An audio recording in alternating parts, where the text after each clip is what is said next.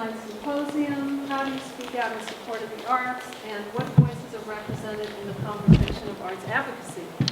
Good evening, I'm Teresa Chavez, and I'm the producing artistic director of About Productions, and we're the company that is behind this series that we began in January, and with our First Responder Tales #1, which was Values, Vigilance, and Vivacity.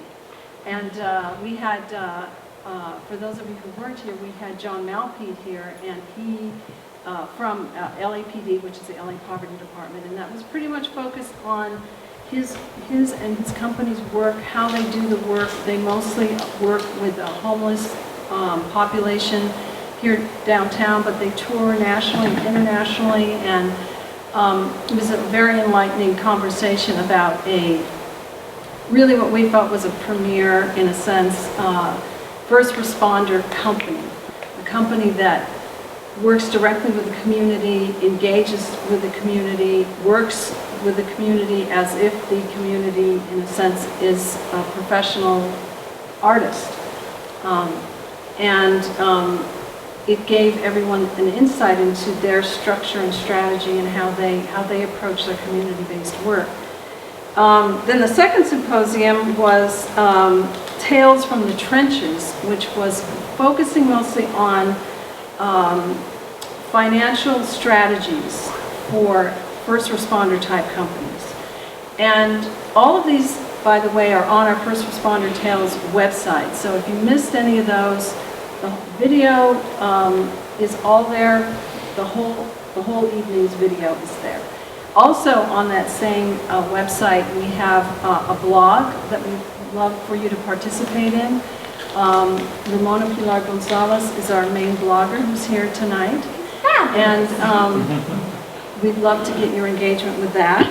And, I'm blocking my thing. Allison La Cruz has also been posting on Tuesdays in response to questions and thoughts related to all of these topics. And she was supposed to be with us here tonight as a facilitator, but she got sick, so we're going to stand in for her. My esteemed colleague Rose Portillo is going to work with me on that. And tonight we're about how to tell the tale, looking at arts advocacy and policy, how we can better tell our own tale by understanding the advocacy process. So I don't want to spend too much time more than that because we're started late and we want to move right through this. So I'm going to invite Rose to come up. Oh, right.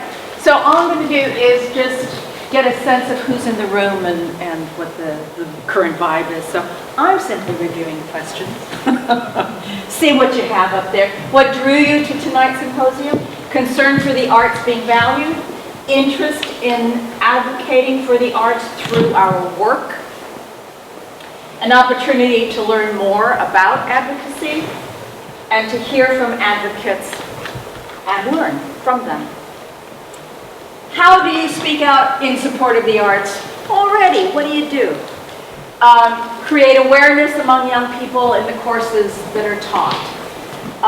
In my work every day, in meetings and through voting.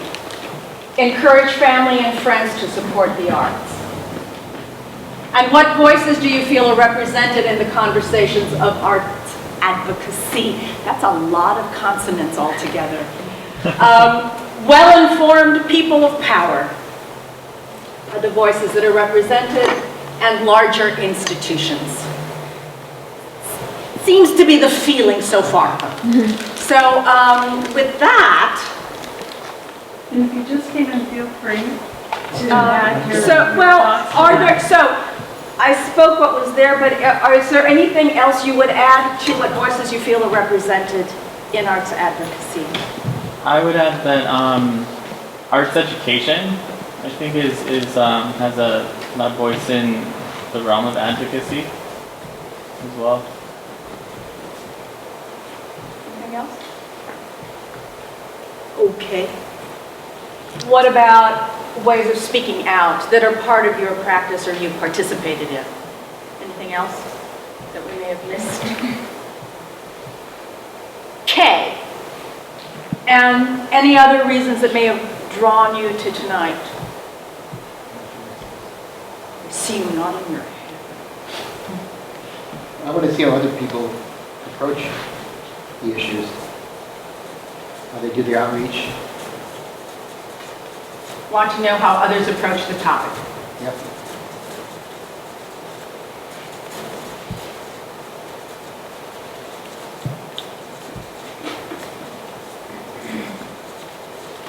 Great. Sounds good to me, guys. Thank you.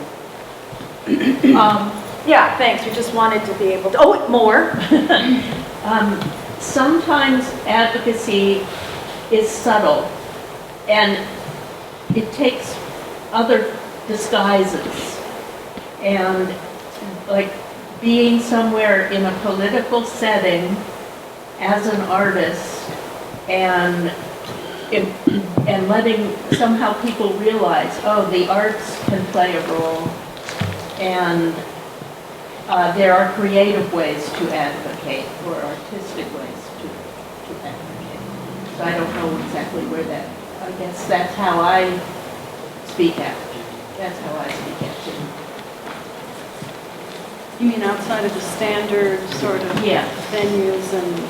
Yes, or well, it's sort of crossing the disciplines from social advocacy and art. Being an artist in that realm reminds people of how important the value of the arts. Yeah, we tend not to think about it in other circles. We think it's self-contained in its Yes. own bubble. There you go. And so you try and make other people aware in that setting. Hello, Yes. here too. Yes. Also Yes. here. Yeah, I think so super important. That said, probably a good time to bring on the guns. So our first speaker is the CEO of LA Stage Alliance, and we're really happy that he's here for many reasons, partially because for me it's very personal. When I met Terrence at Cal Arts, he was he actually was one of the adults running around the campus, even though he was a student. But people know him as the CEO of LA Stage Alliance, but I have gotten to know him as an artist as well, and I think deep in his heart he's a first responder at art, and has been one who in his own work has done a lot of experimentation and mixing up of disciplines, and in that way also fits the role, and we wish we could see more art from you. But as our representative, as in the LA Stage Alliance, which of course represents now all the performing arts in LA, anything that's on stage. He's been a brilliant leader in keeping the company, the organization afloat, and allowing it to blossom, and there's more blossoming, I'm sure, to come. But thank you, Terrence. Come on up and yay, applause, applause. Wow, that was really touching. Thank you. I appreciate that. I was going to start a different way, but given that introduction, I want to take us back for a second to Cal Arts and my time there. I worked in another career. I worked in the fashion business in New York, and I landed at Cal Arts kind of as a 30-year-old undergrad, finishing 2 years of a BFA that led to 3 years of an MFA. And I was new to Los Angeles, knew that I wanted to be experimenting with form and process, and found myself kind of straddled in two worlds. I was a film student and a theater student. And the promise of Cal Arts is this idea of multidisciplinarity, right? Working across these different fields. Yet when I landed there, that wasn't really happening. Yet there was a class on collaborative work taught by Teresa that came with sort of some funds that were pulled together from a lot of different sources. And what I came to realize, and it's really fed my work as an administrator, as an advocate, was in straddling those worlds, you began to identify where the cracks were in the system and what life forms could exist in those cracks and how they could be nurtured and developed kind of outside of the main view, right? So as an interschool student, as an MFA student, I was interschool. It meant I was half a number on the attendance logs of the theater school and half a person in the film department, right? Those two halves didn't exactly add up to a whole, right? Such random things would happen, like the theater school would forget to give me a mailbox, right? Because I wasn't on the full attendance list, so things like that. And what I've shared with Teresa and what I've shared with Stephen Levine is existing in those cracks let me know that within an institution of that scale, everything I needed to know as an arts administrator, I learned at Cal Arts. And getting to know who are the players that can move ideas along, that can make projects happen. There was nothing at Cal Arts at the time that documented all the events that were happening on campus. There were 5 schools, each with their own events, outside guest speakers, all of that. If you were someone who wanted to find out what was happening in critical studies or film or any of the other programs, you could see the posters that were on, but there was no document. So I went to student affairs, I'm like, is there a way to do this? And Yvonne Guy, who is the dean of students, turned to me and said, do you want to make one? So I created an agenda. Some students were not happy with the way that the student council funds were being spent on student work and the amount of money that was going to the Halloween party, which was legendary. And so they sort of put together a protest and like, we're going to take over student council. We want you to come on board. And I came on board and we sort of went and we signed up and we're all ready to go. And when the election came around, they were like, yeah, we're busy. And I became student council president. Right? Talk about advocacy. It was like, wait, we want to make this different. Nobody was there. Somehow, you know, I was this 30-year-old running student council, which gave me amazing access. Suddenly, I was in touch with the entire administration of the school. I knew many of the trustees on the board, and we were granting funds to student projects. So it taught me about fundraising, right? We saw those grant applications. We had panels, right? We met every week to talk about how we were going to allocate those funds.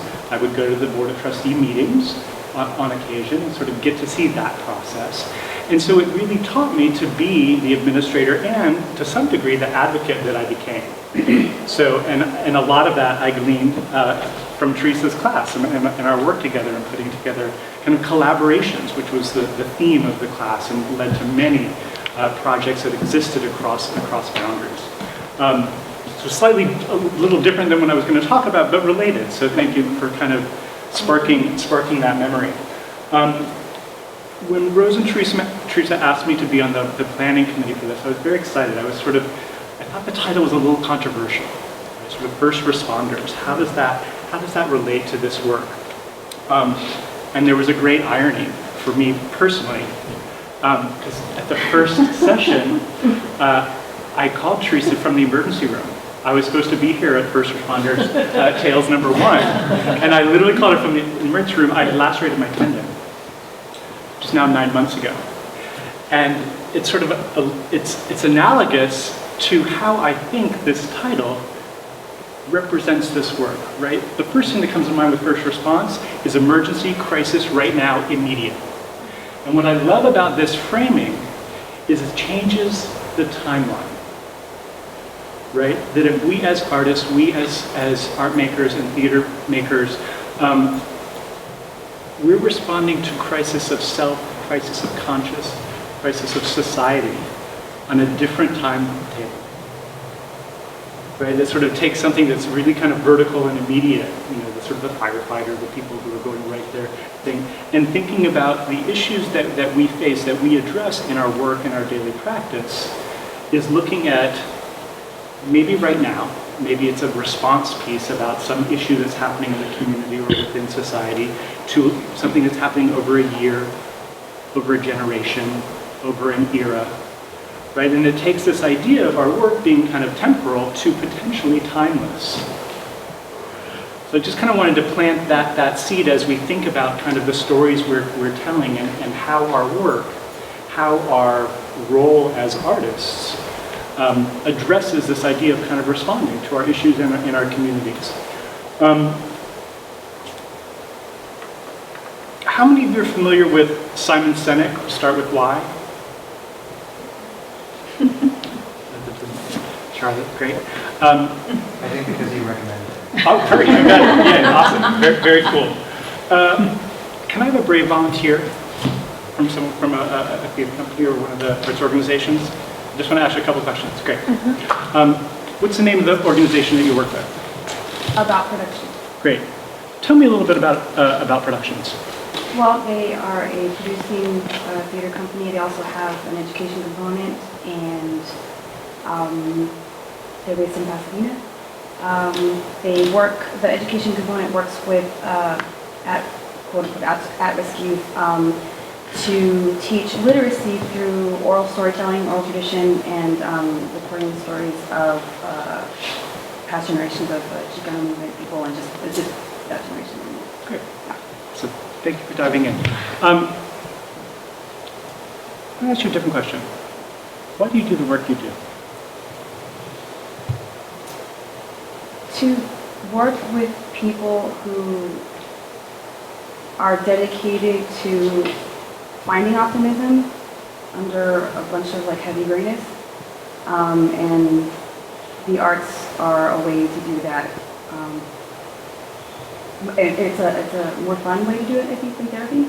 So I learned that, and just because the arts in my life have been super vital, and so I want to be working in that for those people with those minds. Sure. Why is optimism important? I think coming from the background that I did, it's something that I've had to struggle to learn how to do because it wasn't taught to me, because it wasn't taught to my parents, because it wasn't taught to their parents. And so the idea of finding the silver lining or finding the bright side of things is just not done, because no one's ever been able to learn how, because it's always been struggle, survival.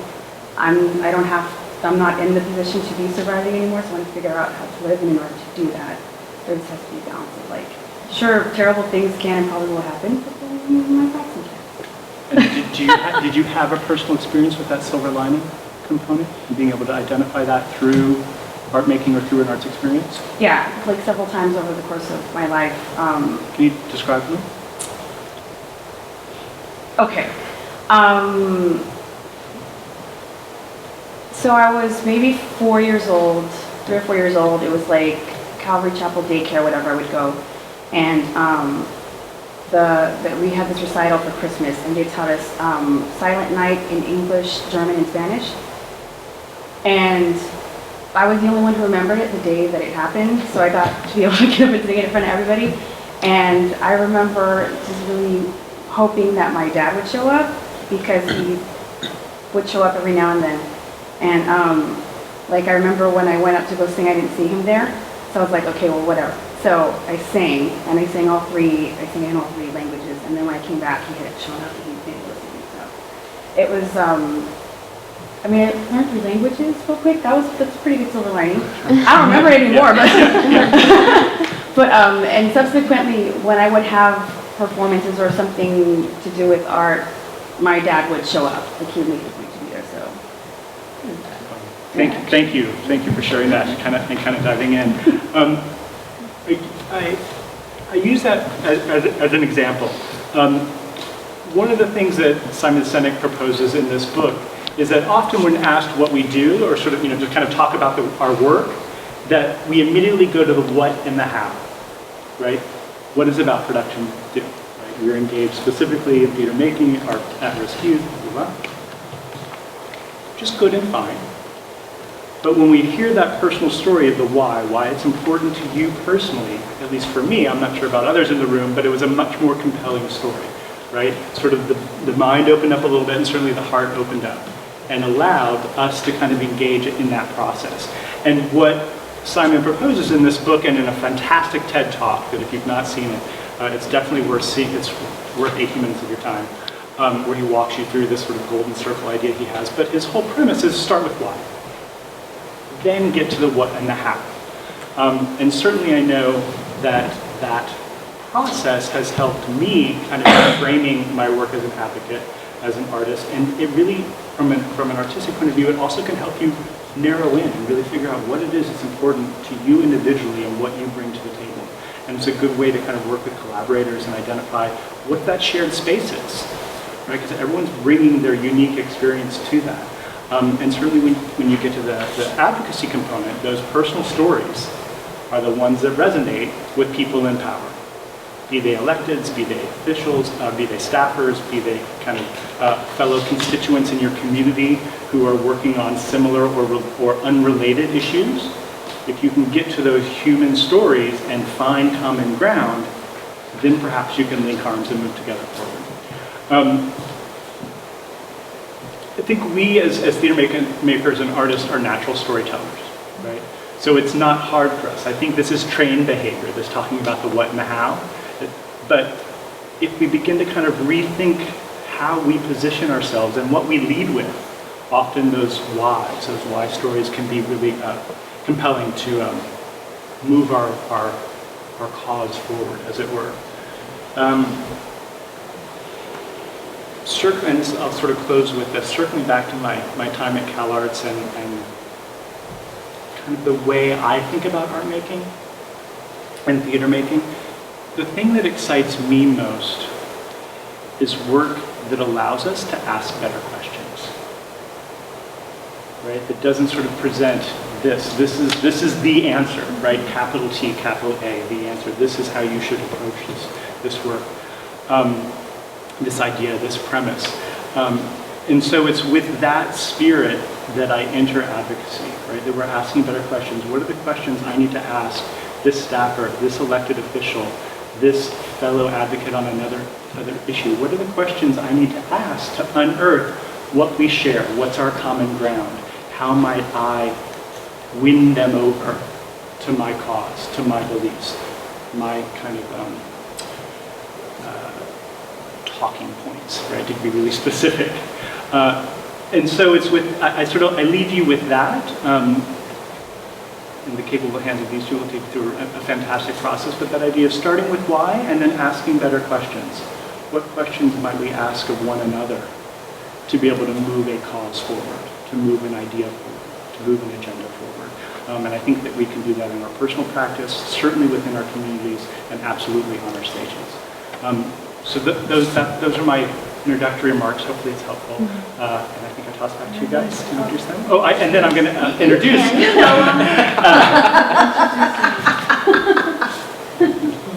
Been out of the process for a while. I'm going to introduce Christina, who's going to walk you through sort of advocacy best practices through her work at Arts for LA, and then I think she's going to be joined by Charlie Jensen. I have the great good fortune of working with these two. I've been on the board of Arts for LA for a number of years, and I was the board chair for a number of years. I've just stepped down as board chair, but I'm happy to serve on the board. And they both do tremendous work in the community on behalf of all of us. So without further ado, a round of applause for Christina and Charlie. Oh, this is great. I love the spirit of what just has been shared. And Charlie and I are going to kind of tag team this. So I'm Christina Pacheco. I am the advocacy manager with Arts for LA. And so we want to kind of break things down as best we can and to kind of talk about the nitty-gritty of advocacy and in a way that also kind of demystifies it as something kind of broad. I know when I came into the work of advocacy, the word just felt really daunting to me because I don't know that I could get something concrete. I couldn't kind of wrap my hands around the idea.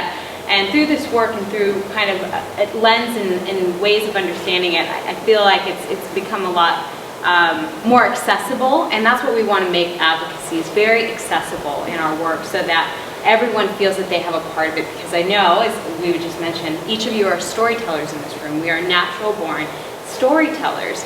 And everyone has a story to tell, and the way that we tell it, the avenues that we tell it, and who we tell it to has tremendous impact and opportunity for change. So, all that to say, I need to switch over, so pardon me for a moment.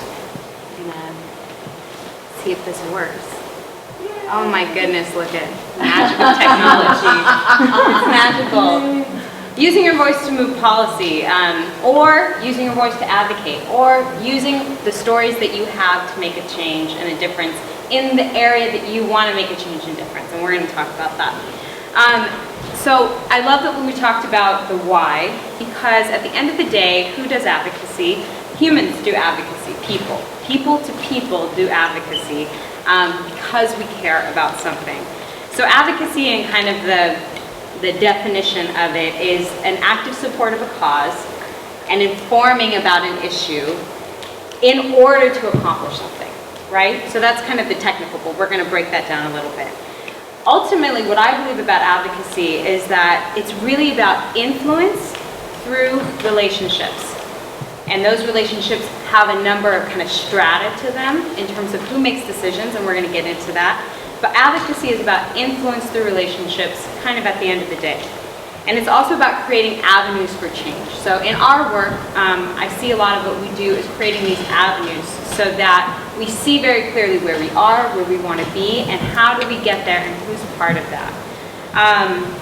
So again, advocacy at the end of the day is about relationships, and the work that we do is really predicated on our ability to cultivate important relationships and build strong avenues of communication.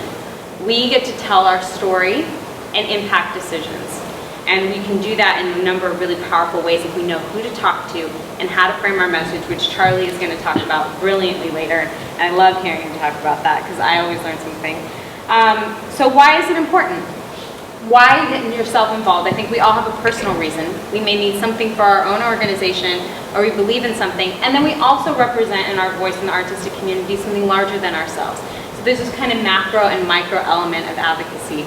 We hold in our own sphere and in our immediate kind of realm the ability to make impact directly for the people that we work with in that first responder capacity. Then our voice joins a larger collective of people who are working on issues on behalf of a larger audience that's also looking to see change in issues of art and culture. And really what is interesting about talking, and I loved kind of hearing this at the beginning, is that art and culture, which you all know and believe, I'm sure, very deeply in your bones, is just a vital fabric of our society. It's something that has, as storytellers especially, we've done for centuries, forever. And so the idea of being able to continue to do that is really important. It's important to be able to have the avenues to tell our stories. And when we talk about advocacy, so that was the big picture, I didn't do my slides. We really talk about, to get to the nitty-gritty, as two types of advocacy, proactive and reactive advocacy. I think oftentimes when we think of advocacy, we think of it more in the reactive sense. So something happens, an issue arises, and an organization or a body of people kind of step up and we're going to take charge and we're going to say something about this thing that happened. So, and that can be a number of things. So for example, in the arts education, somebody mentioned that in that realm. When LAUSD was going to cut all elementary art education at one point, Arts for LA stepped in, rallied the community and our supporters around it, came and showed that support, built relationships on the inside with LAUSD board members, brought a number of people, mobilized them through letters and phone calls and ways of showing that this is important, to the extent, and so fast forward, that happened, to the point that LAUSD ended up keeping the arts education, and not only keeping it, but adopting a resolution that says this is core to our curriculum, and because it's core, it's not going anywhere, and that was really, really key and important. So that's an advocacy win. That's something that we can consider, but really what that was a bunch of dedicated people using their voice in a collective way through a mechanism of change which we offered through our avenue, and so this is important, and that is advocacy. It's people raising their voice, speaking on an issue, and people who can continue to gather around that issue and create change in the long term. So that's kind of the reactive sense. Something happens, it goes down, and we need to react and do something about it. We show our support, we stop or do whatever it needs to take place. The more challenging form of advocacy, and I wouldn't even say challenging, but I think is definitely not thought of in the first, kind of as a first thing, is proactive advocacy. Proactive advocacy is when there may not be kind of a crisis of massive proportion. How are we continuing to keep the message in front of the people who make decisions about the issues that matter to us? So in that case, that's building and continuing to keep relationships, key relationships, with people who impact decisions about the work that we care about. That also includes increasing the public value for arts before the crisis hits, and we're going to talk about how we frame our messaging so that when you have that moment to, as I like the graphic of winning somebody over, that you have the talking points and that person can come and join your cause. And that's the proactive sense of advocacy, where we're actually building relationships in ways that preempt the crisis, so that when the crisis hits, those relationships are in place. You know the people you can go to talk to, and those are there. And I think that the good work that happened at LUSD was a result of some good proactive advocacy that had happened, where we had built relationships and we knew who to go to start the conversation about the issue that mattered. And that's really, really key in advocacy, because we can do the reactive, but if we have the proactive in place, and that's part of what we do kind of in a consistent way, building relationships with the right folks to make decisions when that crisis may hit, and it may not, but if it does, we know who to go to and we have the right tools. All right, effective advocacy ground rules. This is a definitely what not to do. And I think there's kind of this maybe general perception of advocacy as the storm the castle. So the big bad people are up in the castle, and we're going to take our torches and pitchforks and we're going to go tell them what's wrong, because they're wrong. And they very well might be. But in our practice, we have some advocacy ground rules, and Charlie's going to talk more about the kind of communication portion of this. But some general practices and theory kind of way of thinking about advocacy is, again, build relationships first and make requests second. It's really key in advocacy. We want to know who it is we're sitting. When we sit down at the table with a policymaker, decision maker, anybody who may be, even people who are kind of the grant people for our funding, right? And it's that first doorkeeper. We want to know that we know that person's name, they know our name, and we build that relationship first before we have our ask. And that's really, really key, especially in advocacy, because again, at the end of the day, advocacy is about humans talking to other humans about something that matters. And that we need the relationship in order to do that. Be a partner.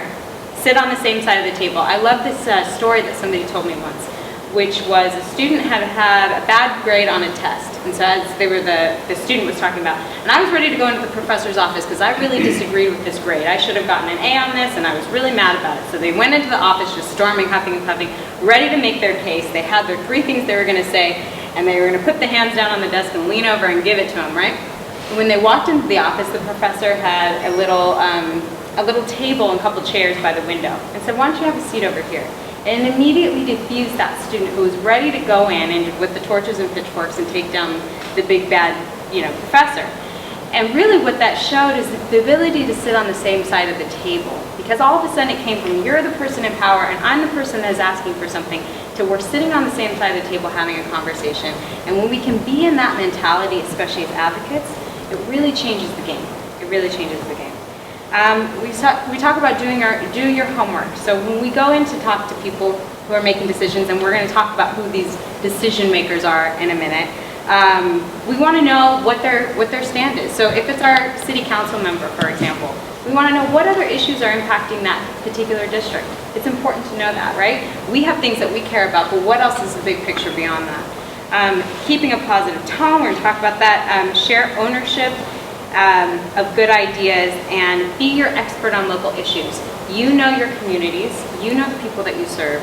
So when we're talking about advocacy in the big sense, the big picture, the big win that we want to see this really thriving metropolis of Los Angeles be rich in art and culture in every way we can possibly imagine, down to the nitty-gritty of our company and the communities that we serve, having that kind of vibrancy.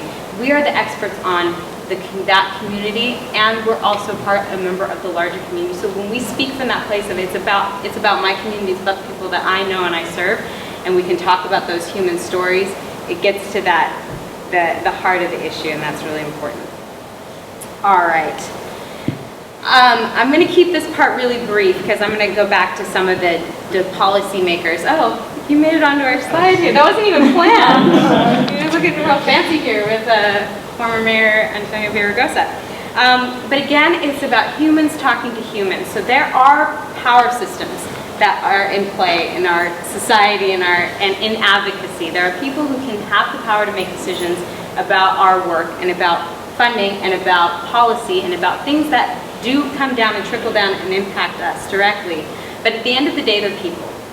They're people that have minds and hearts like we do, and when we can engage person to person and talk with the why first, I love that framing, with the why first, we can start to have that human-to-human conversation, and that's where we can have great great potential for impact. So I'm going to turn it over to Charlie. I'm going to come back to some more advocacy points, and I'll show you, we'll talk about those at the end.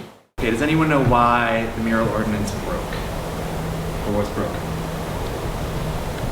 Okay, so the history on that is about 10 years ago, the City of Los Angeles City Council became very concerned because there were a lot of advertisements going up, and it was cluttering the views that you had of the city and really just making the cities feel very commercial. And so they were like, you know what, we're going to put this sign ban in place, so we're not going to allow signs in the city. And advertisers were like, that's dumb. I want to put my sign up. What can I do? I know. I will hire people to paint signs, and they will be art. And you can't tell me I can't put art up. So that now we had murals that were actually advertisements going up on the sides of buildings. And the city council was like, you guys, not getting the point. So we don't know what to do, so we're going to take some time to figure it out. No murals. No more murals anywhere. We don't care. Art, I don't care. No murals. So it existed, there was a moratorium on murals for about 10 years, and during that time, any mural that was created, and murals were created, they were considered illegal. And that put artists at risk because illegal murals were not protected. And they didn't qualify for preservation or conservation. And that meant that they could be painted over at any time, and basically all it took was a phone call from someone who's like, there's this mural here, I like it, I want to get rid of it, and then they would come and whitewash it. So all of this art was actually being taken away. So the mural community naturally was very upset by this because it was taking away art from the mural capital of the world, Los Angeles, right? Hurting our reputation as a mural destination. And so over this period, they began to galvanize and speak to elected officials about the value that murals had for the city and pointed to the policy as the problem to say, you know what, we really need to address this and find a way that preserves your interests but allows us to make murals that are protected and preserved. So they didn't go in adversarially and they didn't say, you did this, you broke this. They said, it's broken, let's fix it. And so over a period of a few years, some of the city council members had community meetings and they took feedback from the mural community about what constituted a mural, how we would have a process for registering murals that were in existence, what was a vintage mural, all of those things. And so finally, I think it was about a year ago, that mural ordinance went before the city council and was unanimously approved by the city council. So that was pretty awesome. So now we have funding to support mural conservation. There's a registry for existing murals, and that's going to help people find them and understand what murals exist in Los Angeles. And the mural community can go out and create new murals. So it's awesome. Yeah. Huge success. There's a currently broken policy in the city, which is the arts developer fee. Does anyone know that policy? Terrence, you know? When you build a project, it's like 2%, I think it is, towards the arts. Yeah, I think it might be 1%. 1%. Yeah, 1% for 1% of a major construction project's costs must be paid into a fund that should be used for some kind of art that's accessible to the public. That is awesome, and that is a great policy to have. However, the way this policy is written and the way that the policy is interpreted by the city attorney's office, former city attorney's office, I should say, not Mike Fewer, it was Carmine. Lieutenant? Yes, thank you. That guy. The test for that was the artwork had to be accessible by the residents and employees of the project. So for if you're downtown and you're building an office building and you want that art project to be accessible to employees, that means it has to be accessible between the hours of 8 and 5 o'clock. That really limits you to a sculpture.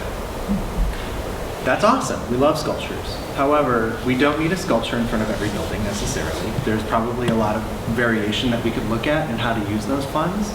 But let's say we're building a warehouse in the warehouse district where no one lives and people are only there to work for a very limited amount of time.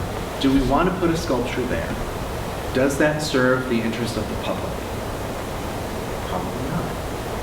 So over a period of, I think, another decade, there's some nature. It's my screensaver.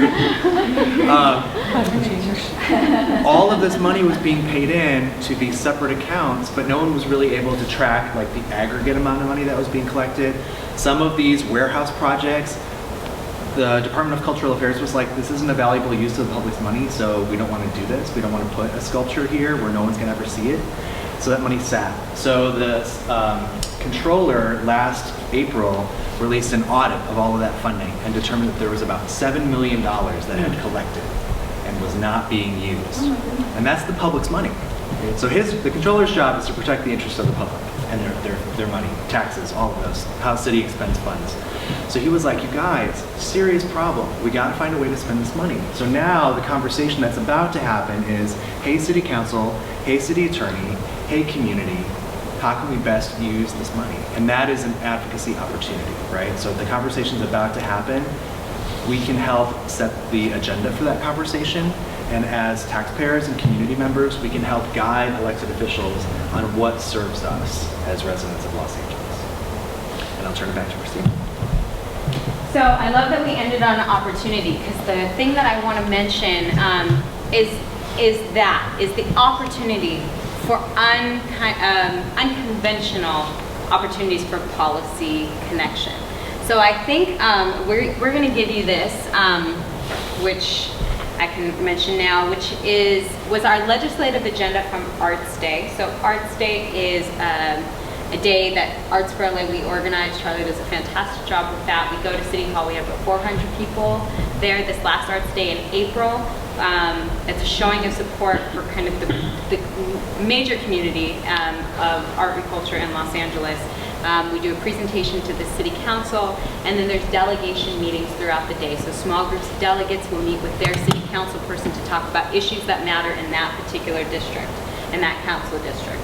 And it's a great moment to have those conversations, to put human faces to human faces and have those conversations. Some of this stuff on here, like was mentioned, the developer fee and the mural ordinance, those are things that are really in place that you can take advocacy on now. And then there's these in the future opportunities, and there's some of those in here too. One of the things that we know about the relationship between the City of Los Angeles and Los Angeles Unified School District, is that it doesn't really totally exist in a real strong way. So, which might be an understatement for those of you who have connections to either of those worlds. So there's an opportunity. There's an opportunity there to be the creative thinkers. I want to give you an insight. So my family, I come from a history of politicians. So I have kind of the inside experience of policy making. And policy making, when you're at our state's capital, it happens with a good idea first. It happens with a good idea and has one policymaker, so maybe an assembly person who has a great idea. And you know what they have to do in order to make that idea happen? They have to advocate among their peers. In order to get that policy, somebody co-sponsor that it ever even makes it to the floor and gets voted on. They have their own advocacy practice. So I actually glean a lot from the advocacy practice of policymakers, which we probably don't think about it in that way, but they have to advocate for their work as well. When up in kind of policy land, that there's advocacy happening, policymaker to policymaker. So an assembly person who has a great idea, wants to put something in place that would really impact their community on the ground. They then have to go and build relationships with other people. And what we can learn from that is that we too can have a great idea about how something can happen. We can identify a moment where we say, you know what, this money is sitting and we've identified it. Now we need to think about what's the creative way that we can bring the right people to the table and have a conversation about it. And that's the opportunity that we have. And those can happen in unknown places. One of the things that just happened with a major policy in education in the state of California was a new way that we're spending money in public schools. Huge policy shift this last year. I can tell you more about it later if you're interested, if you haven't heard about it. But one of the great opportunities of this policy was that it gave an opportunity for arts education to get put back in budgets that the recession had kind of pulled out arts education in a lot of these budgets. And what we did in our advocacy practice for that was not just to come and say, you know what, arts education is really important, it needs to be back in the budget. But we led with, what is it that we're really wanting to accomplish at the end of the day? What we really want to see is, for a lot of districts, is more in student engagement. So instead of leading with, arts education is really important, we led with, student engagement is really important. And we do that in a number of ways. We do that through different practices, and one of those strategies can be arts education. And in the same way, we can take that kind of mentality when we're talking about city. Those policy opportunities don't just lie in things that have art in the title. When we talk about metro and transportation, there's major opportunities for us to advocate about how public art happens in areas of transportation. When we're talking about water use and things like that, there is an opportunity for arts to have a voice in that larger picture of what we want to see. When we're talking about all of Los Angeles and the many things that are happening, there's an opportunity for art to be part of a strategy for that big picture that we want to see. And so those are the unknown opportunities, or the maybe unusual suspects of policy that may not be art policy in the forefront, but arts can have a huge voice in influencing the ultimate impact of those policy decisions. So that's what I want to say about that. And we're going to turn it over to Charlie, get some nitty gritty on communications. Is that the wrong one? Oh, I'm sorry.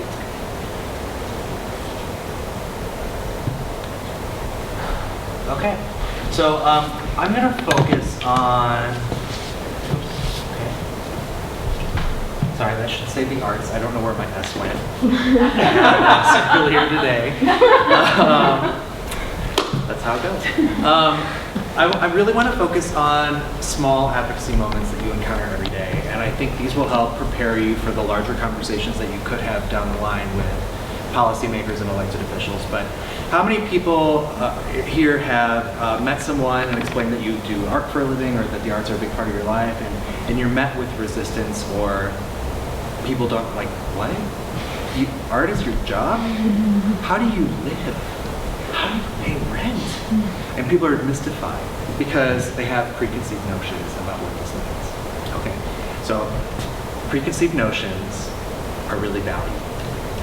We need them. And people are so free with what they have as their own preconceived notions.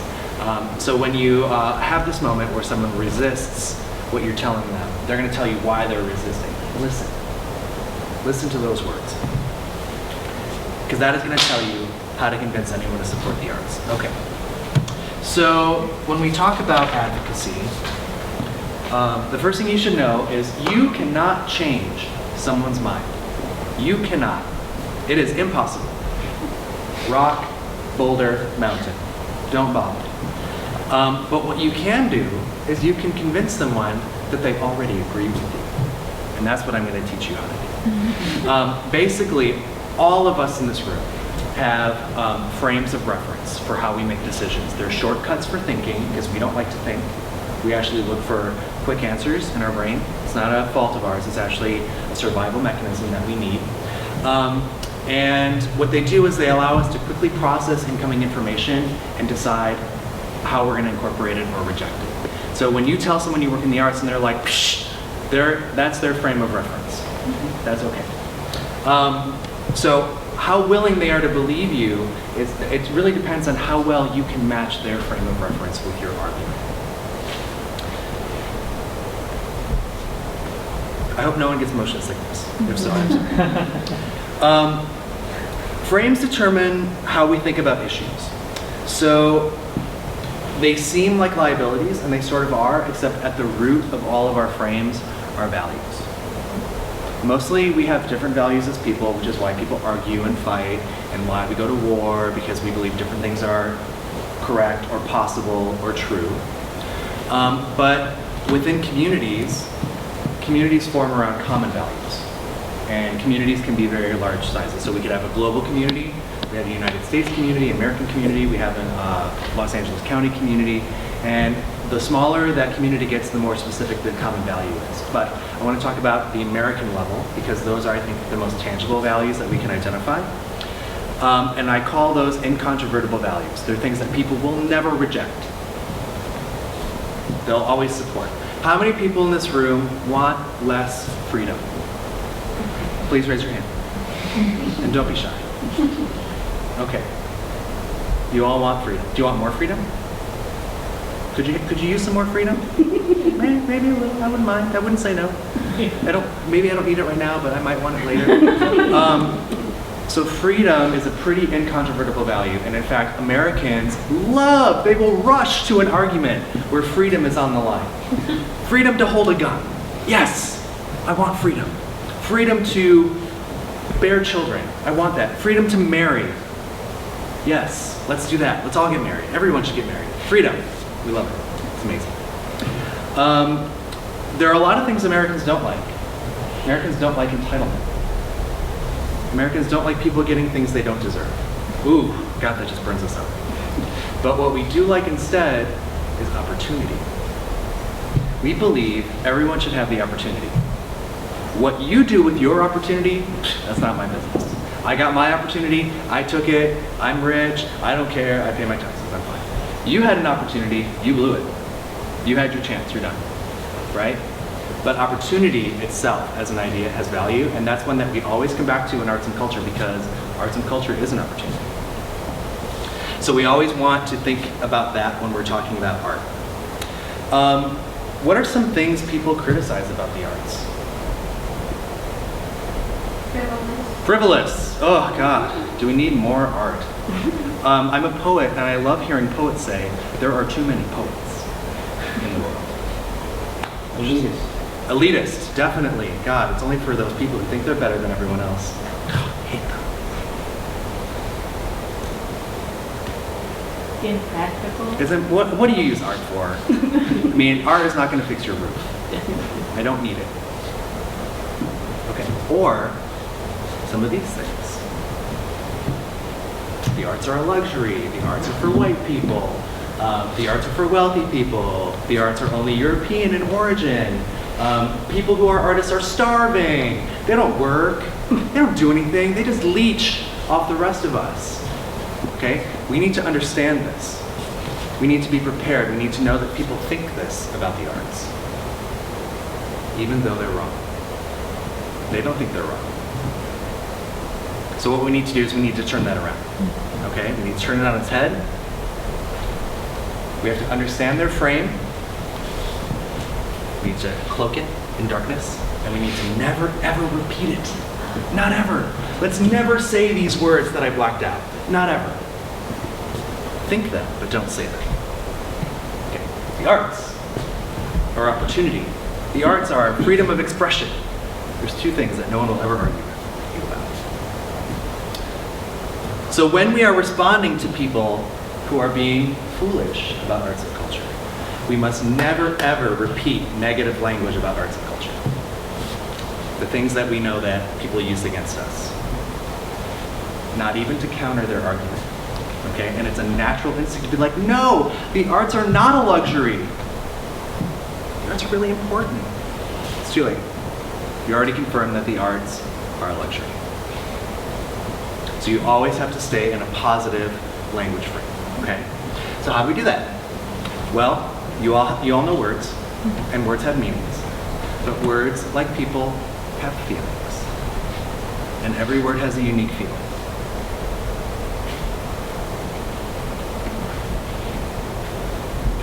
Okay, so here's some words. These words are having feelings right this minute. So just look at these words and kind of like, how do these words make you feel when you encounter them? Positive? Negative? Are you unsure?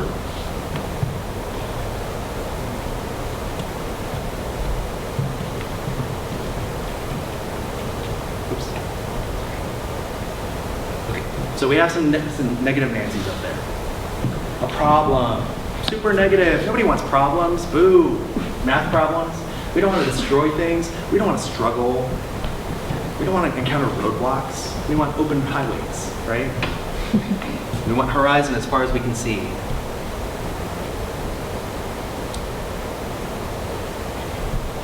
All right.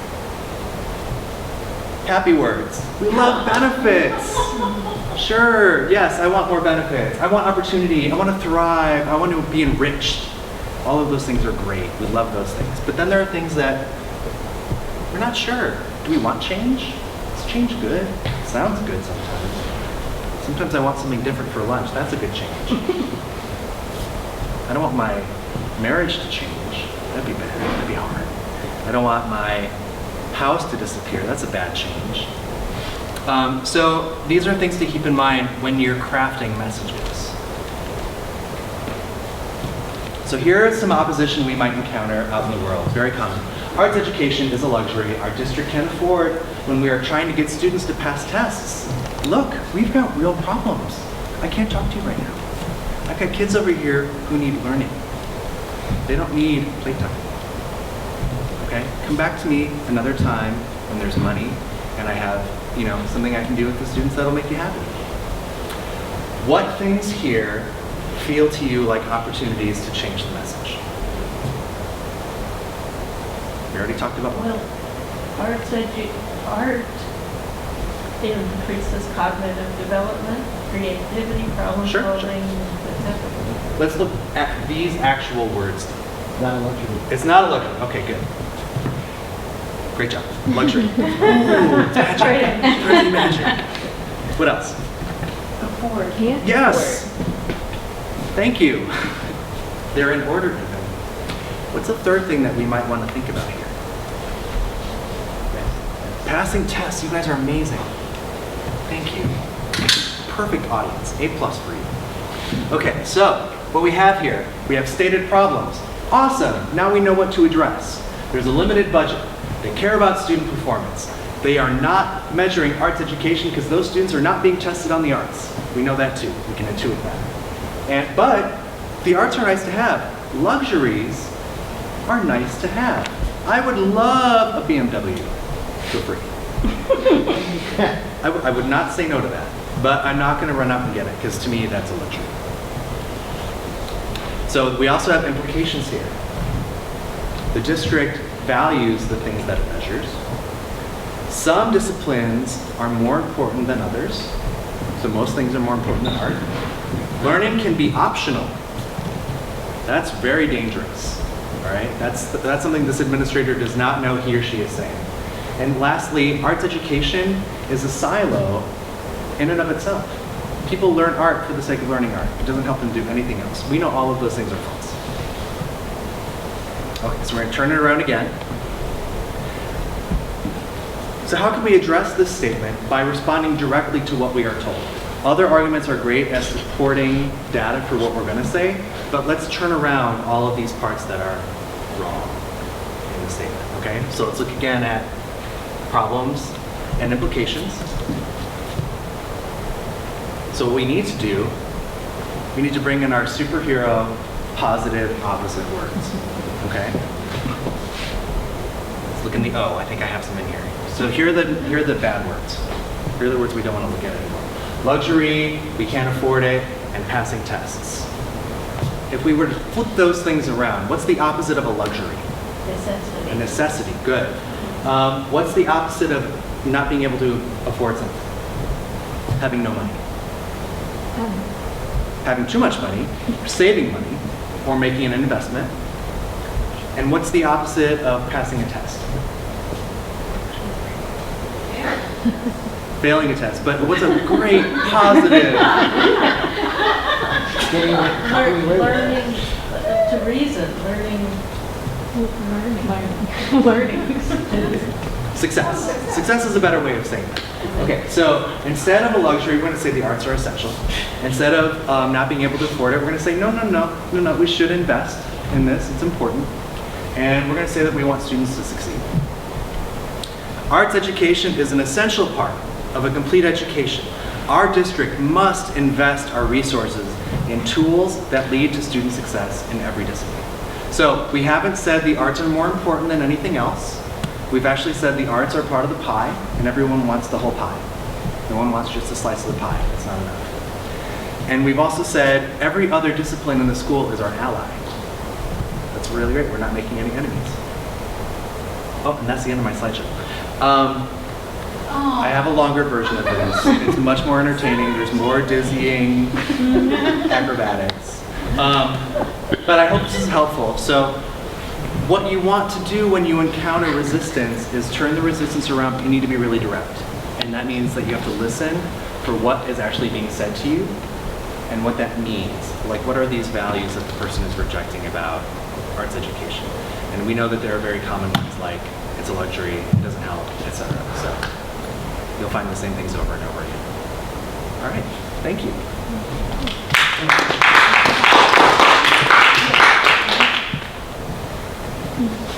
Just a few minutes of questions, and then we're going to take a break. Yeah, just any responses that are bubbling, responses or questions that are kind of bubbling based on what these two incredibly articulate human beings have laid out before us.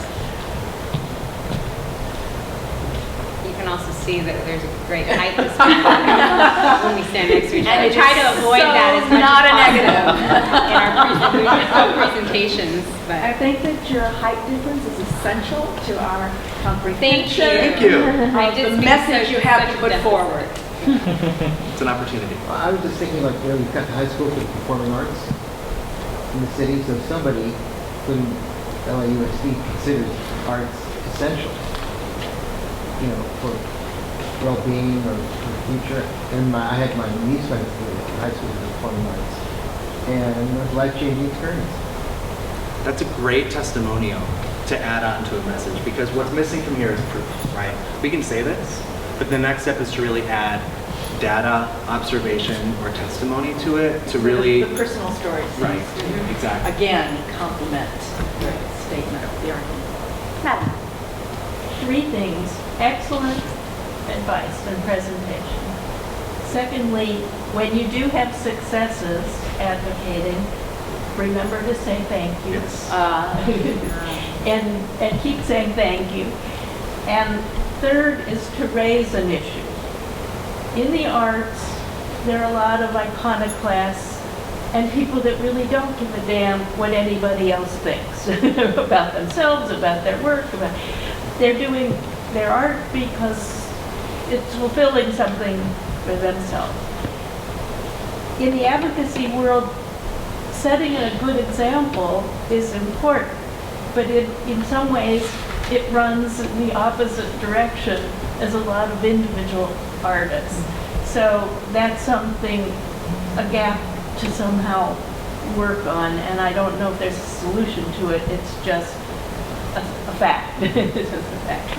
So your first slide of coming with a bullhorn and yelling, it happens, and people are in the arts are accustomed to expressing their opinions and not really caring, actually getting some kind of pleasure out of resistance and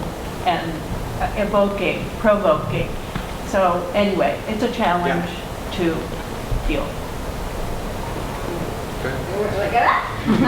Well, I think what's great about this statement, especially in the world of education, is that in that moment we talk about a complete education, we're not leaving anything out. So what you're talking about can be kind of like art focused or kind of with the blinders on a little bit. It's kind of what I'm hearing, that it's just art only. But what we're saying in this, when we're talking to somebody who's making a decision about a broader spectrum of issues, is we understand the full picture.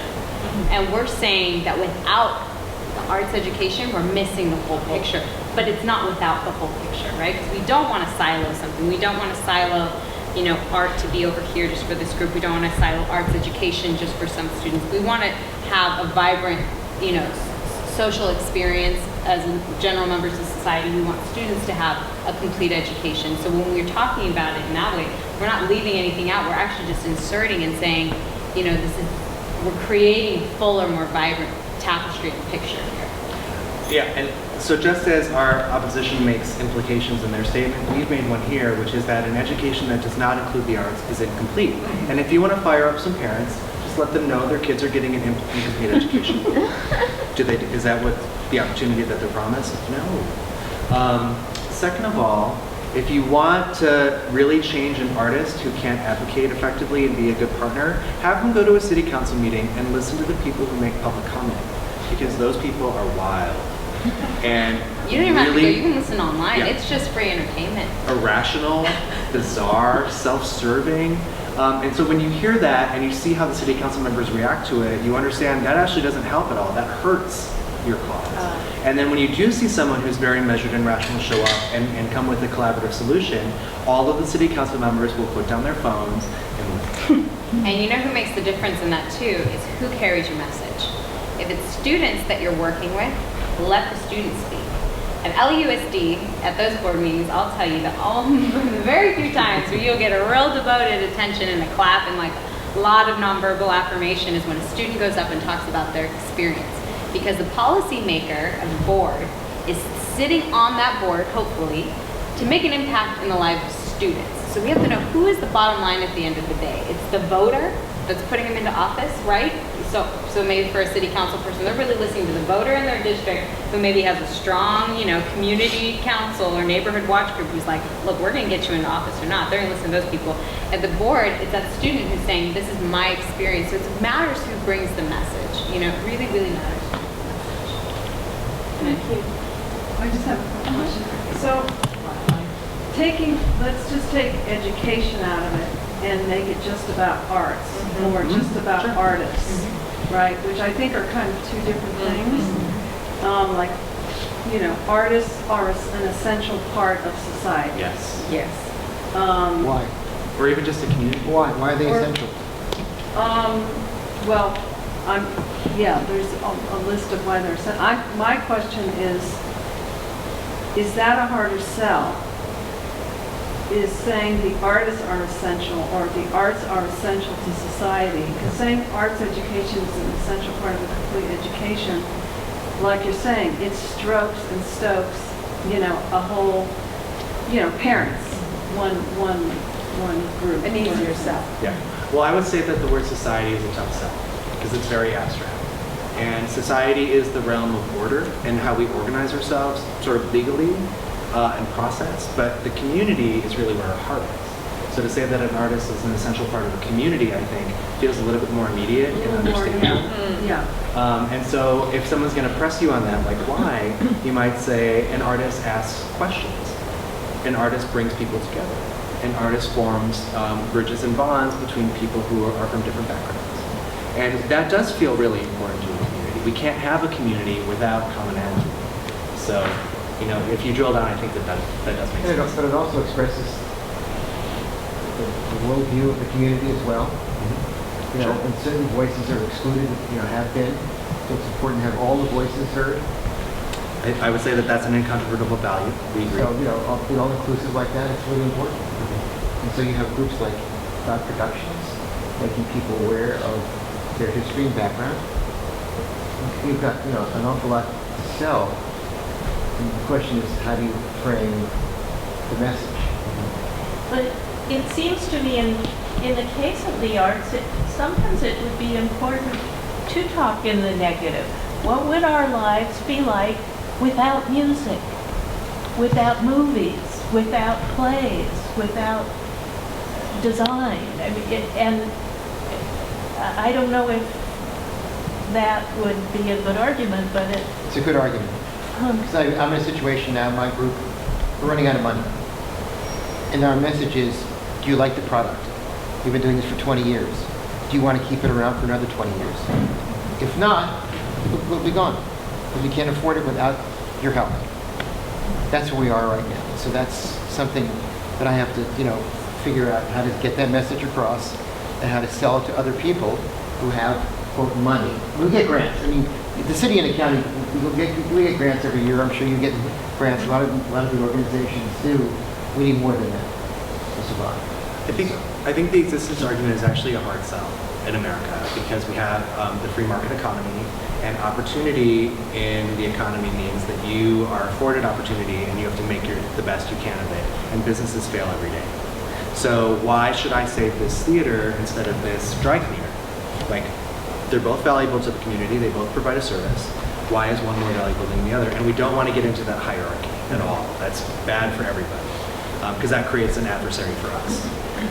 Instead, I think we want to say things like, we want to focus on the value that we bring to the community and why the community benefits from having us, not a merit argument. That's really, merit arguments by and large are very hard. And you all do provide so much value to the community, so it's not a stretch at all. But I don't think you want to create the question of, what if we weren't here? Because they're like, oh, that's fine, yeah, okay. And it's important to think, especially, going back to education, and I'll loop it to the community is, you know, in the education world, you know, it's so powerful when the math community, for example, will speak out about the importance of the students that they have going to the music class, because in the music class they're getting that practical knowledge. When they come back to the classroom, it's implemented in their stronger students. When the math community can speak that about arts education, it's super powerful in the community. When the theater or art person speaks out in favor and says, no, this is really important, when that kind of unusual suspect brings the message. Who brings the message is really important. When that unusual suspect brings the message, it perks up a whole other set of ears. At Arts Day, you know, a really powerful testimony moment was we had a doctor from Cedars-Sinai talk about the power of art as a healer in their hospitals, and why they have such a strong value of having art on every wall, because it's actually part of the healing process. They found it to be part of the healing process. So when those unusual suspects, when those people speak out kind of from somewhere else where it may not make sense, it's not the art person themselves, it's so powerful, because then we're talking about who we are as a community. It's that whole kind of fabric standing up for one another. And those people are probably sitting in your audiences, and they're probably sitting on your boards. So they know you and they care about you. Thank you. Not to stop the conversation, but to take a pause. Okay, so we're going to do a little activity, actually. I'm going to talk about it first, and then I'm going to pass something out for us to do together. One of the things that's helpful in thinking about advocacy is what I call a sphere of influence. I actually took this from Americans for the Arts. Did not coin this, give credit where credit's due. But what I love about this graphic is it really, in a visual way, gets to who is central and core to your work, and who are the rings of people that impact that core. So I do a lot of work in education, as you probably heard in what I've said tonight. So for those involved in education, at the core of what we do, students are at the core. At the very center, when you whittle it down all the way to its very essential part, it's about students. It's about the student experience.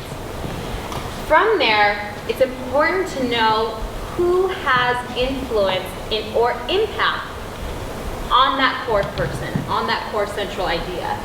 And what's identified here are teachers, community programs, parents, principals, artists, businesses. So this is about arts education, so it has that slant to it. So those are the people who have a direct relationship with students, that have immediate impact. So obviously the classroom teacher every day has a direct relationship and ability to impact the life of the student, the principal as well. People who are artists that come into the classroom or go to programs with artists, those artists have direct everyday impact on those students. So what's the next rung outside of that? Well, the next rung of influence would be the school board. The school board who makes decisions about what happens to students in their district. Other elected officials, perhaps the superintendent. So the superintendent's kind of more macro, looking at all the students in the district. They may not have that direct relationship with the students directly. That assistant superintendent, the arts coordinator at a school district, this is very much educational slant, who has kind of looking at lots and lots of students. We're going to translate this to kind of community work as well. The next rung of that, the State Board of Education. The arts organizations and advocacy groups that advocate at a statewide level for arts education. And then the very outside ring, I love it, President. President of the United States would be the farthest outlier, right? The voters, the U.S. Supreme Court. People who very clearly have not a direct relationship. So if we were going to translate this, and I'm going to give you your own now, we're going to think through together who are people in your sphere? Yeah, thank you. Make this one. Okay, thank you. So you're going to get one of these that's blank. And this is an activity to help you think about advocacy, kind of paring it down into something that feels a bit more tangible. Because obviously, the most effective advocacy for your work may not be the President of the United States. That may not be the kind of critical linchpin in your work, but your city council person might be. So we're going to do this together, and the thing that I cannot identify is your center circle. So I want you to right now think about the work that you do, and I want you to put into the center part of that circle who it is that is of critical importance to you. The current, center part of your work. And I'm going to have somebody offer theirs out once you have it. You're going to share yours? Yeah. Audience. Your audience. Are those generally community members in one kind of geographical area, or do you work? Well, I'll relate it to about production. Sure. And that would be, their audience would be specifically, well, they have a general audience, but also they have a youth audience, they have a Pasadena audience, they have an East LA audience, and they have a Greater LA audience. And they tour. So their audience is quite diverse and extensive. Okay, so audience at the center. Can I have someone else's? I love knowing who the center part of this activity. Yeah. I wrote American Indians living in Southern California. American Indians living in Southern California, which is really specific, which is awesome. We can love the specificity. You can do this on any kind of level. Anybody else have a different center? Community-based artists. Community-based artists. Great. So let's go with that one, and then I want to come back to audience as well. So if community-based artists are in the center of this circle, who has the most direct relationship with community? And can you define for me a community-based artist? Is that it's somebody working locally in a kind of confined geographical area? Or demographic area, or it's somehow they've defined a community that they are engaging with to create the original work or... Somebody might call themselves like, I'm a South LA artist, for example. Right. You might be specific in that way, geographic, like you're saying. It might be, I'm working with South Indian community in LA. In LA. Okay, great. So who would have, in that next round, the closest relationship to that community-based artist?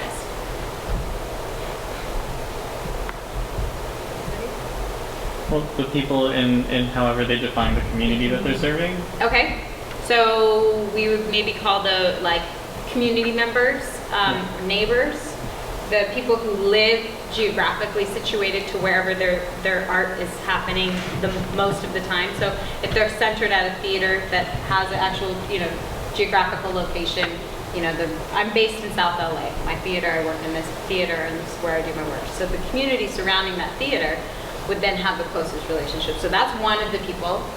What's another person or group that we can identify as having a close relationship? It could be other community organizations in that community. Great. So other people who are doing work directly in that same area might be a neighboring group. What's another maybe unusual suspect? Neighboring businesses? Businesses, that's the one I was thinking.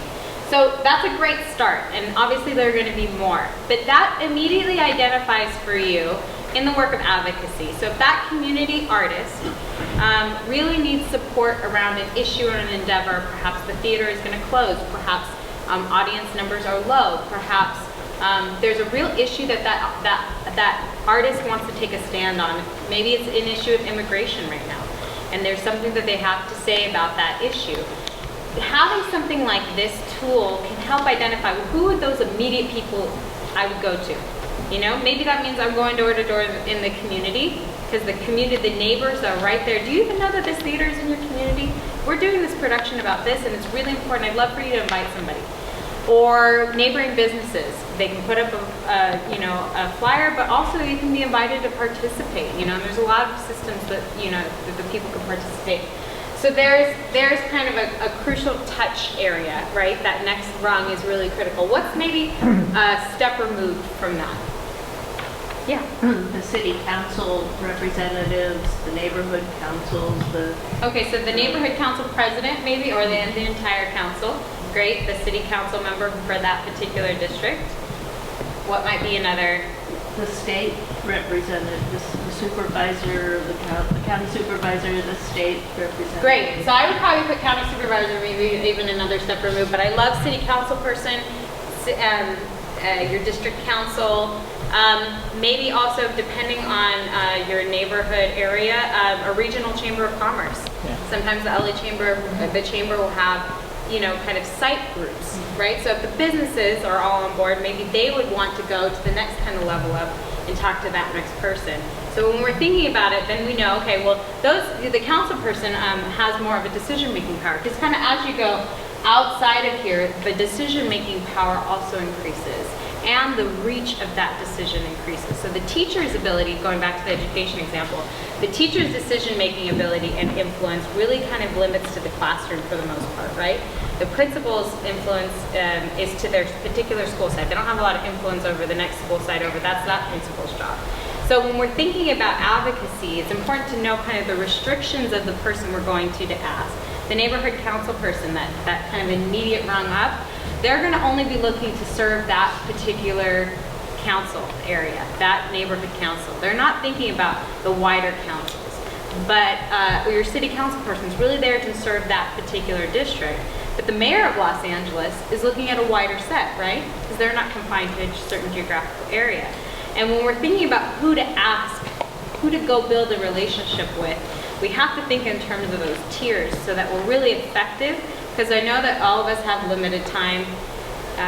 What is it? Time, talent, treasure. Our talent's probably not unlimited in this room, but our time and our treasure, our financial resources, we have to, it's important in advocacy to be wise about that, because I'm going to probably guess that not all of you can devote 24 hours of your day to advocating all the time, but you can devote some time. And when we have something like this to think more effectively about who we spend our time building relationships with because of the influence that they have, it can really create a more powerful advocacy initiative ultimately at the end of the day. So let's keep going. So we identified maybe county board of supervisors here. I'm going to throw in the mayor because I already said that one. Anybody kind of on this next rung that would have a direct kind of tie to these people too, because these are all, there's a string relating all of these folks too. Where would the centers of like the churches, the senior centers, where the elders of the community are? So I would say that like a church and those community-based groups are immediate rung right here, because they are serving the interests. When you're asking yourself what ring do they belong to, who do they serve? Who is at the center of their circle? And churches, it's generally that community that they're situated in. And that is the immediate group that they would put in the center of this circle, which is actually the same group as yours.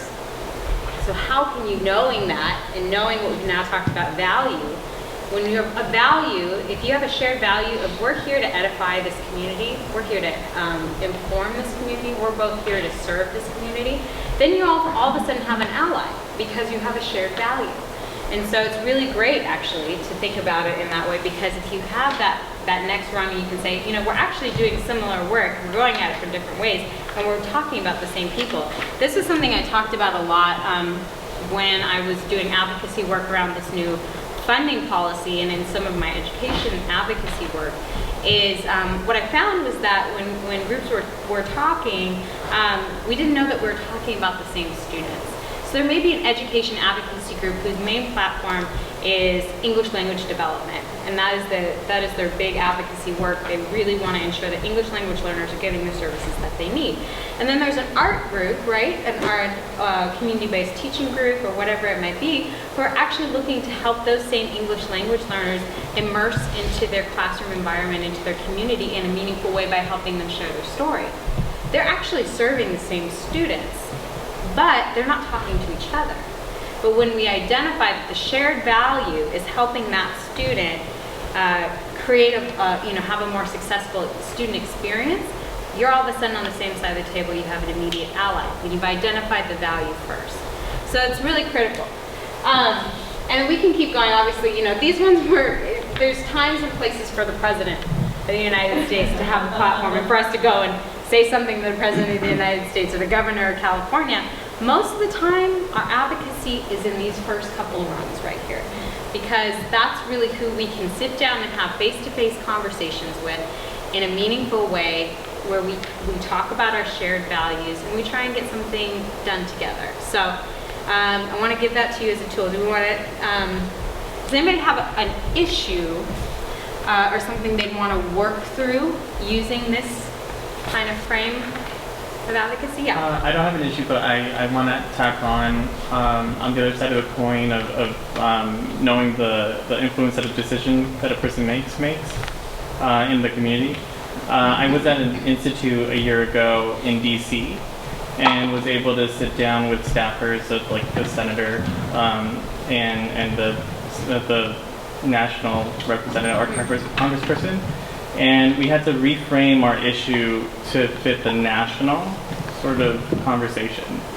So your anecdote that you would tell based on like what you need from a city council person, you might be able to use the same anecdote, but the argument that you make would have to sort of transcend.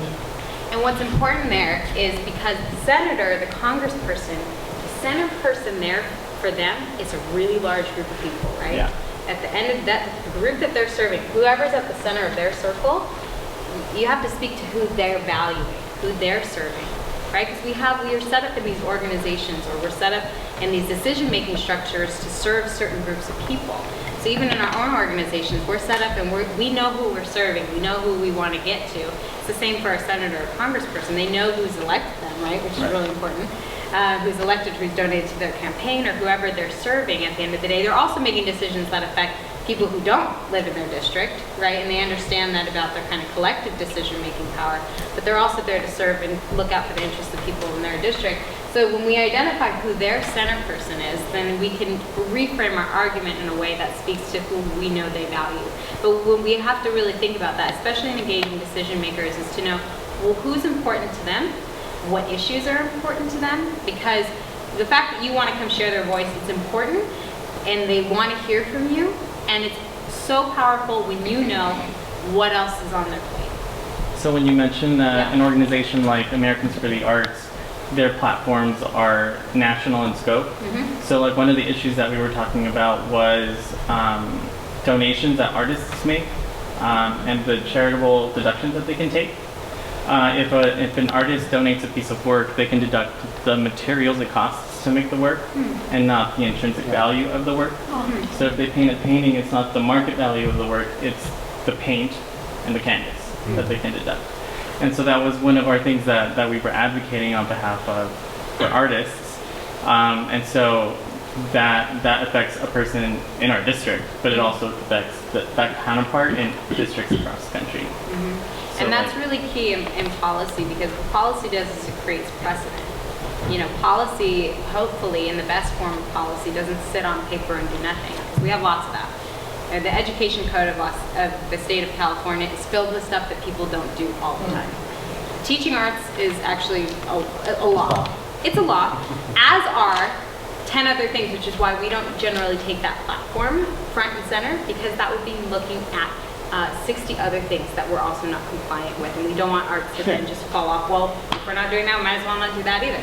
So it is really, I think that's a really great story that you brought up, and so we want policy to ultimately get to a place where it's meaningful, right? And it actually creates that impact on the ground, because what that would do, it would create precedence for the artists in your community, and it would also tell a story to a larger audience of what they could do.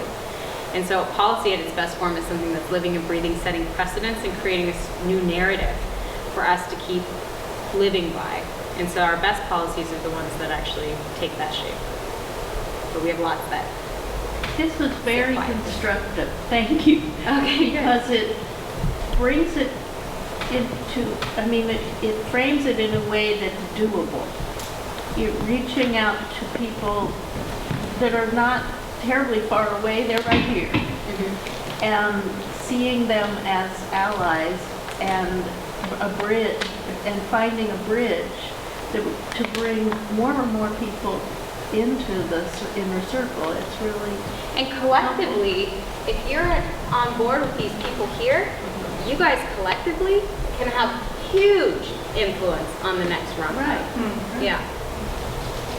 Thank you so much. Yeah, absolutely. It is heartbreaking to say it's time to go now.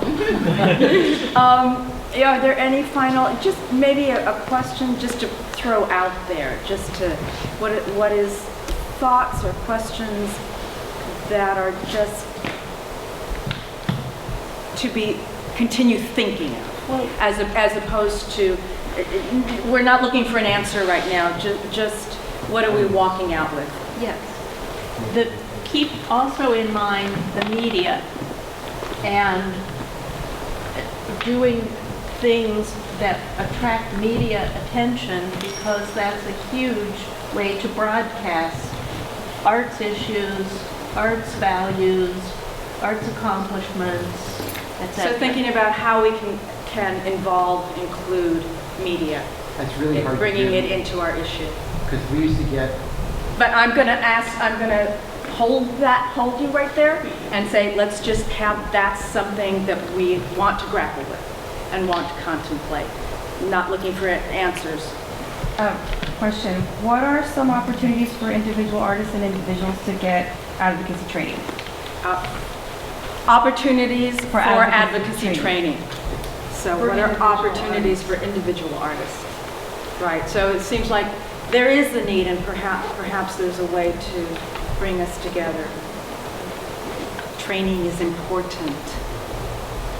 I guess I'm maybe thinking a lot about language and how I think I just take for granted the advocacy that I'm able to do like in my daily work, and how even in an artistic, like a community engaged company, that the work that I'm doing to engage the community in the work in the art can also serve the purpose of advocating past a single project or a single meeting, and how choices in language can be really strong. Power of language and the ripple effect.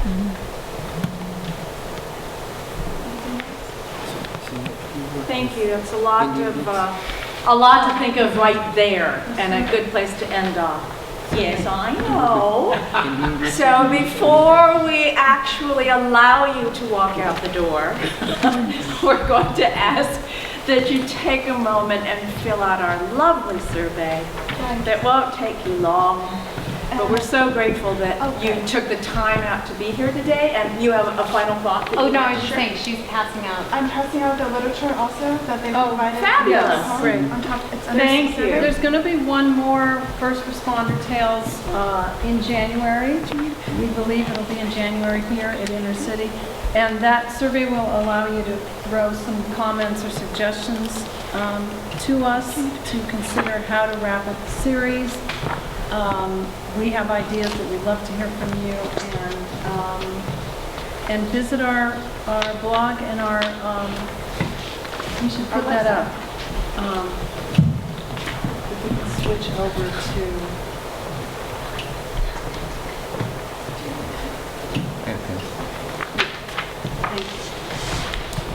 Thank you. That's our advisory. There are wonderful human beings on that list. Advocates one and all. Here's our, speaking of funders and who's supporting this, the City of LA and the county are both supporting this series this current year. And that's also where you can find some more info on us, firstrespondertales.com. So thank you again, especially those who have come back and been part of this since the beginning.